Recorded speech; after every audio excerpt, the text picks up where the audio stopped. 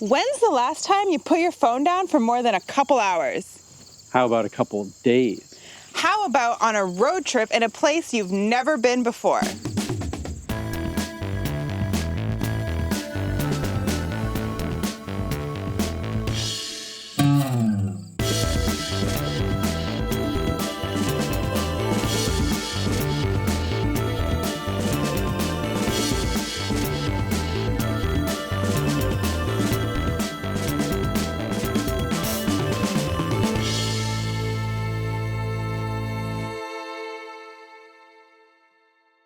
What's up, Wanderers? I'm Jed. And I'm Janet.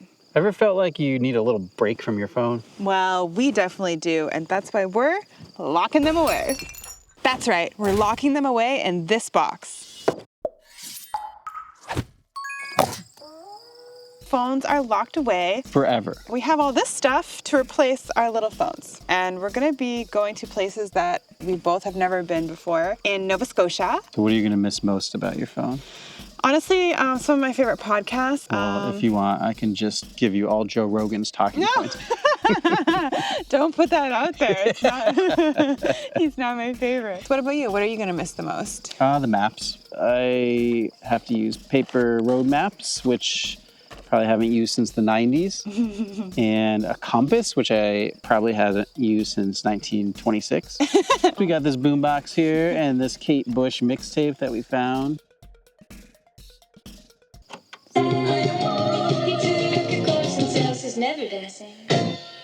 Ooh, I like that.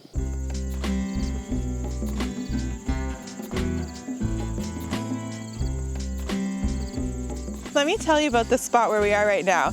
It's actually where I spent all my summers as a kid. It's my grandparents' cabin in New Brunswick, and it's off the grid. Meaning, Outhouse. Yeah, meaning outhouse, no electricity, bunk beds, picnic table, cooking on a little propane stove. And so we thought this would be the perfect spot to start our no phone challenge, off the grid already. Once we're done here, we're gonna head over to Nova Scotia.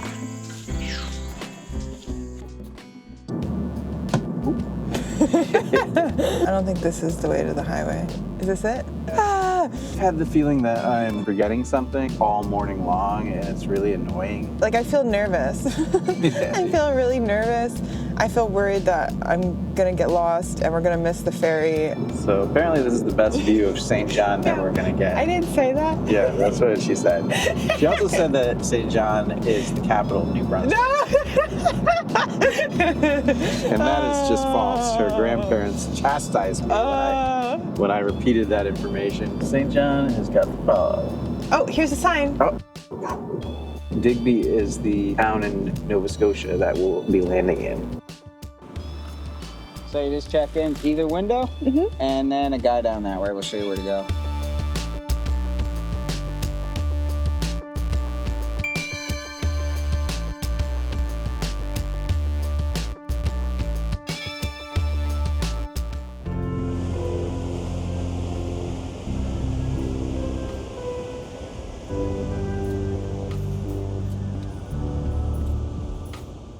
I miss my phone. Do you? Well, I would be looking at stuff on my phone. Yeah, that's true. And I feel like we should have got a newspaper to do a crossword together. That would have been smart. We have to find our way through Nova Scotia. This is where we're crossing right now, and we're probably like a little more than halfway through, I think. We're gonna come down into Digby down here, then move down the coast here, down the coast a little bit. Reading a map is one thing. Folding it correctly is a whole different story.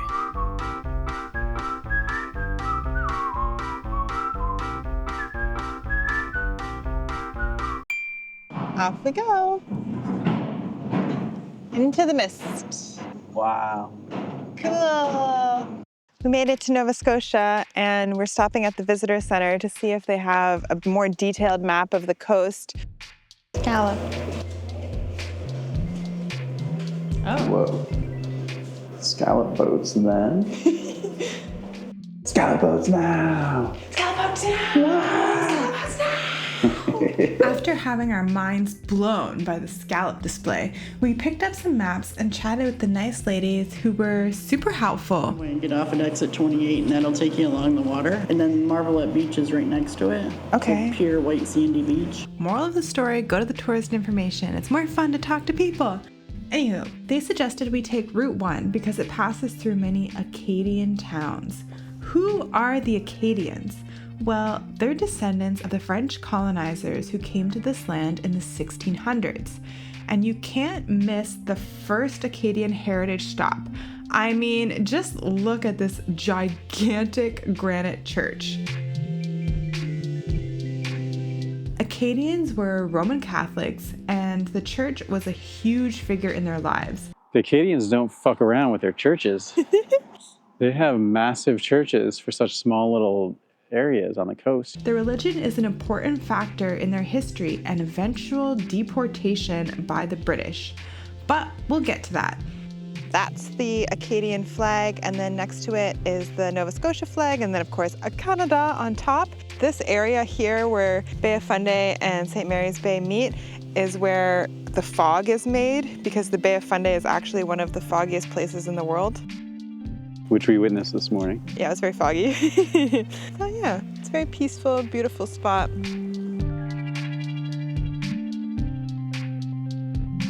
But we're doing pretty good without the maps. We haven't had any snags or turnarounds. I will say the radio is pretty horrible. The radio is always horrible. I feel like the radio sounds exactly the same as when I used to listen to the radio when I was like 12. It's the same radio announcer voice guy. Hey, what about Harry? With Harry and the squid. I'm the squid. I'm Harry.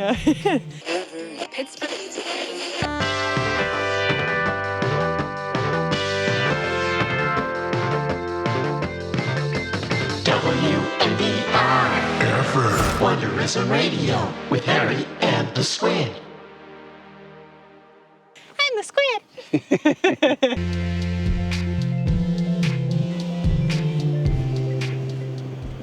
It's cool here, literally. You can see the mist rolling in. This lighthouse is actually the lighthouse that was in the movie, The Lighthouse. It's wild. So they basically closed this whole cape down for 2 months so that they could film it. They built a whole replica lighthouse over that way.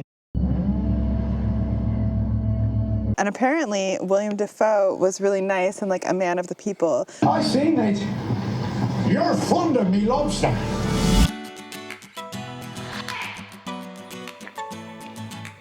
Whoa.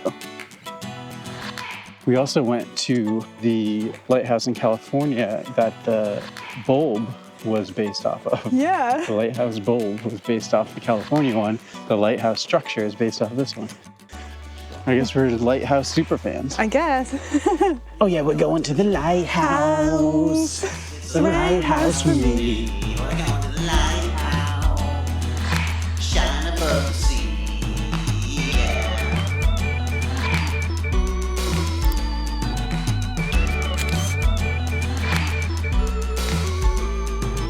Whoa. All right. When your phone's locked away in a little box, the only way to get great recommendations is by talking to locals. And the best place to talk to the locals is at the bar. Luckily, we were tipped off to this excellent brewery, and while we were there, we were treated to some homemade peanut butter fudge. That's Nova Scotia hospitality for you. And the guy who shared the fudge told us to go to Pubnico, one of the oldest Acadian villages in Nova Scotia, which led us to another friendly local who shared his story and actually gifted me these beans from his garden. So we were wandering around Pubnico. There's an Acadian garden here. And this older guy comes over. His name is Réal d'Entremont. I speak French a bit. We're talking about language and Acadians and his life as a fisherman and gardener and woodworker. It was cool to talk to somebody who has such a connection, you know, to this town. Like his, I think he said 8 or 9 generations. 9 generations. 9 generations. I know he has grandkids who are 11th generation. Yeah, so Wild. yeah, it's cool. Okay, I see the family resemblance. Meeting a descendant of the founder of Pubnico was even more fascinating once I learned about Acadian history. So, Acadians were French-speaking Roman Catholics. From the start of their arrival to Acadie, they had a good relationship with the Mi'kmaq, the native people. The Mi'kmaq helped the Acadians survive when they first arrived, and they lived, married, and worked together. But once the British showed up in the 1700s, the peaceful Acadie would be forever changed. You see, the British were English-speaking Protestants, and they didn't get along with the Mi'kmaq or the French. They pressured the Acadians to swear an oath of loyalty to England's crown. The Acadians didn't want to. They wanted to remain neutral and live peacefully on their farms. In 1755, this guy, Charles Lawrence, ordered every Acadian male 10 years and older to come to this church in order to hear a proclamation. It said that their land, home, and farms were forfeited to the English crown and that they, the people, were to be deported. Families were separated. Acadians were shipped away, some ultimately as far as Louisiana. Each July 28th, Acadians still remember the day of the Great Upheaval. Their people are resilient. Some made it back to their homeland, and their families are still here today. Generations later, Acadian culture continues to thrive along these shores. We found a really cute little provincial park. Yeah, Glenwood Provincial Park, like somewhere near Lower Argyle. Maybe we could go swimming? I read that there's like snapping turtles in here, so Oh. maybe you wouldn't want to do that. Oh. Oh la la, I'm gonna go change in the change house. No, you can't go in there. The snapping turtles are changing. Oh, snap. I think I'm gonna sit down right here. No, you can't sit there. The snapping turtles have it reserved. It's my family reunion. Oh, thank God, an outhouse. No, you can't go in there. The snapping turtles are shitting in there. And I get a little privacy. I guess the only thing left to do at this dang park is play some volleyball. Sorry. Okay, we're outside of a grocery store, and we need to call where we're going. We're gonna go in there and see if there's a payphone. Let's go. Come on, Sobeys, come through.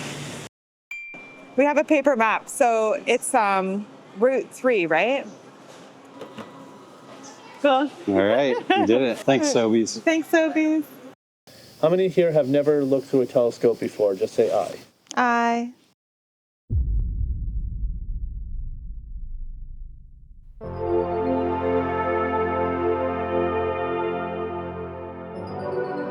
So we spent the night in the Sky Bubble, which is definitely one of the coolest places I've ever stayed overnight. Look at this, like it looks so future. Spying on Jed. What are you doing it there? You little nut. Yeah, it rained overnight, which is actually really good because it's been super, super dry here in Nova Scotia. There's a burn ban and there's actually wildfires going on. Yeah, it's one of the worst droughts that's like they've recorded in like the history of record keeping. No, my grandparents were saying how where they live in St. John, New Brunswick, it hasn't been that dry in 170 years. Brought my book with me. I'm reading a good book right now. Daphne du Maurier, Jamaica Inn. Daphne du Maurier, I love her. Her most famous one is Rebecca.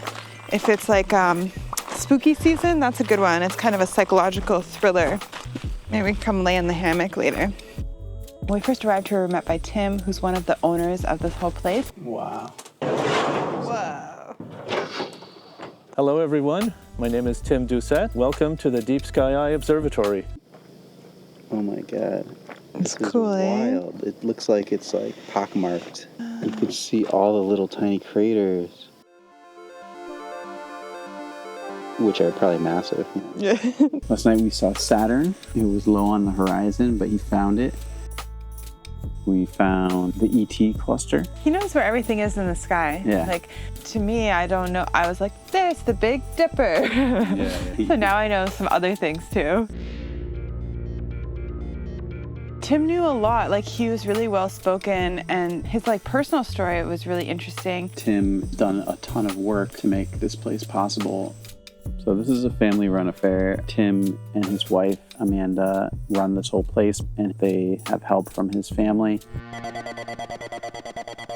Everybody's working together to make this happen. Not just as an observatory, but as like a full campground with all kinds of games. Glampground. Glampground, yes. With all kinds of games and amenities. And There's kayaks. I prefer staying somewhere that's unique, one of a kind, interesting, where you're gonna learn something, be connected with nature, and this is all of those things.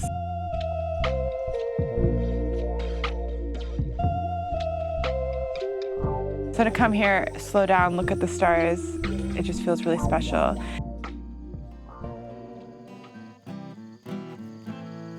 This part of Nova Scotia is one of the best places in North America for stargazing. It's wild and rugged, with no light pollution for hundreds of clicks.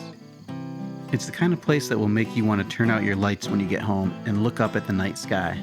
Because you don't need a telescope to see that we're all here, together every night, under the same stars.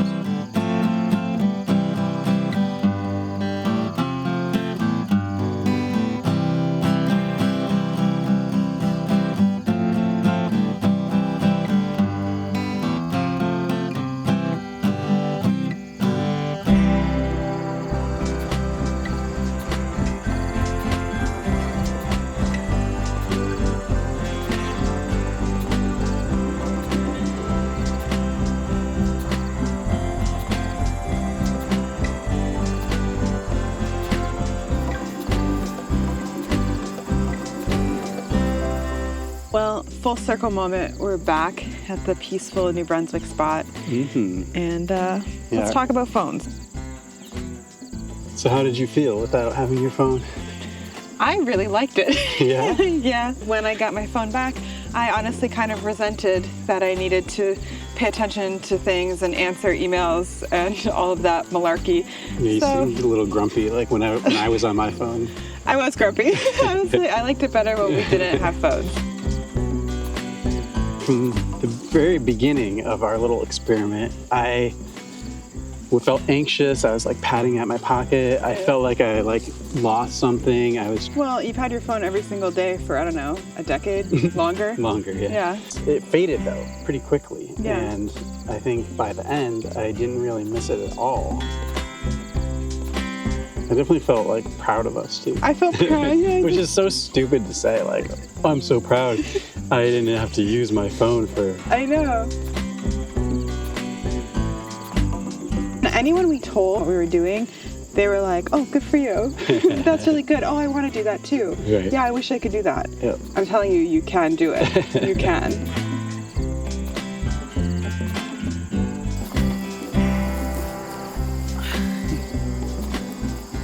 What'd you miss most about not having your phone? Texting my friends, knowing what time it was. It's my favorite podcast. I missed not being able to take my phone into the bathroom with me. Okay. That was like where I thought it the most. I was like, oh, come on. Got nothing here. That's why you need a magazine or like a book or something. So. If you want to connect with us, like the video, leave us a comment. Use your phone, even. Thanks for watching. Keep on wandering, baby.